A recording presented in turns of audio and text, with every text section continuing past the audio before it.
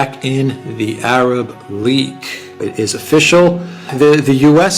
is absolutely furious. The Biden White House is very upset with this development. But the Arab League, it seems like they don't really care. They're not so concerned with the warnings. And this is the end of the Syrian war.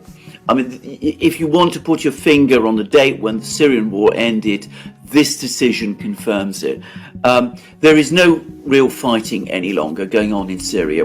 There are certain areas of Syria which are still outside the Syrian government's control, but they are not controlled by insurgencies that are fighting the Syrian government. They're territories that are occupied by outsiders, by the Turks in the north and by the United States in the east.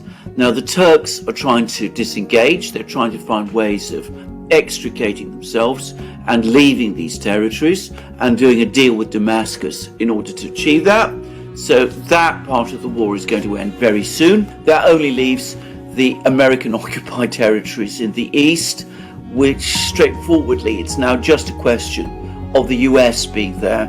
It's no longer, as I said, part of any kind of civil war. That is finished. Assad won. He survived. He survived with the help of the Russians and the Iranians. He came very close at one point to losing.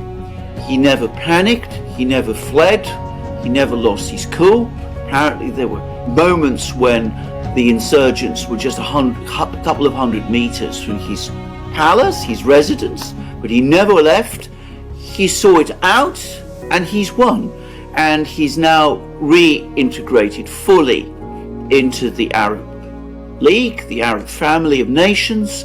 He's now once again best friends with the Saudis and all those. So he is the big winner. The other big winner, of course, is Russia and, of course, Iran. But they're going to distance themselves from the US. They're going to go with the Chinese and the Russians. They're going to rebuild their relations with Iran. They're going to seek peace with their neighbors. They're no longer prepared to work with the US in the way that they did. he always kept his cool. He never wore sweatshirts and green camouflage. He would make public appearances with a suit and tie.